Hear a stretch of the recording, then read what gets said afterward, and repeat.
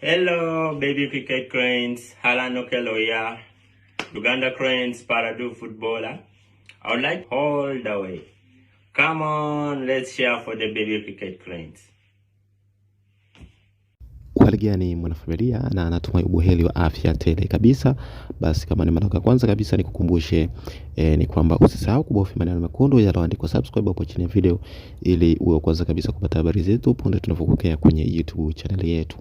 Sasa ni kwamba mwanafamilia, kutoka vyanzo vya kuaminika kama tunavyofahamu, kwenye dirisha dogo la usajili Januari hii 2026, sasa katika zile kubwa katika sajili hizi ni kuhusiana na mchezaji ambaye anakicheza kunako timu ya Vipers, ambaye anakicheza pia kunako timu ya taifa ya Uganda. Namzungumzia Alan Okello, ambaye amekuwa akihusishwa na kujiunga na klabu ya Young Africans katika dirisha dogo hili la usajili, na hii ni baada ya kutoka kunako vyanzo vya kuaminika kwamba Alan Okello tayari alikuwa ameshaanza mazungumzo na uongozi wa klabu ya Young Africans, hasa katika kujiunga katika klabu hiyo. Lakini katika swala hilo la kujiunga na klabu ya Young Africans, imeonekana mazungumzo bado hayaja kamilika, hasa katika kile ambacho kinadaiwa kwamba mchezaji huyo alikuwa katika majukumu ya kuitumikia timu ya taifa katika mashindano ya AFCON. Kwa hiyo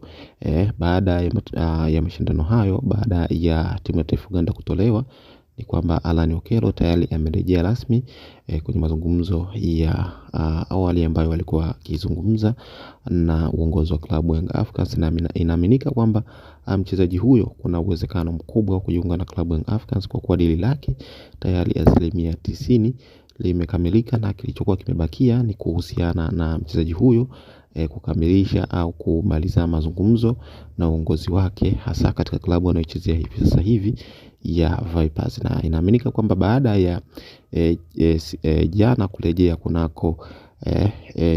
kunako nchini Uganda wakitokea Morocco kwenye mashindano ya AFCON, baada ya kutolewa, ni kwamba wakala wake wa Alan Okello aliweza kuzungumza na uongozi wa klabu hiyo ya kwamba mchezaji huyo wamruhusu aondoke kunako klabu hiyo, na kama hawatamruhusu aondoke, basi atakapomaliza mkataba wake huenda akaondoka bure kabisa. Kwa hiyo wakala wake aliomba uongozi huo uweze kumruhusu mchezaji huyo atafute changamoto sehemu nyingine. Kwa hiyo kwa hiki ambacho kimebakia ni kusubiri namna ambavyo Alan Okello ataweza kumalizana na uongozi wake wa klabu yake, ili rasmi sasa aweze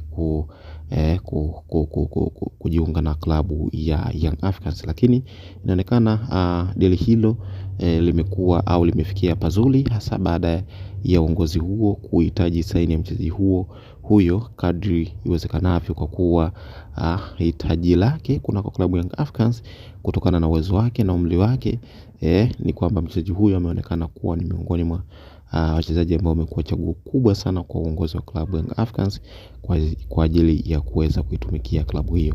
Mwanafamilia, niendelee kukukumbusha kwamba usisahau kutuwekea maoni yako hapo chini kwenye uwanja wa comment, na pia usisahau kusubscribe maneno mekundu yaliyoandikwa subscribe hapo chini ya video, ili uwe mwanafamilia wa kudumu na utakuwa miongoni mwa wale ambao wa kwanza kabisa kupata taarifa zetu tunapokuwa tunakuwekea kwenye YouTube channel yetu. Mimi nikwambie, endelea kusubiri taarifa kemkem ambazo nitaendelea kukuwekea kwenye YouTube channel yangu. Nikwambie bye bye, tukutane wakati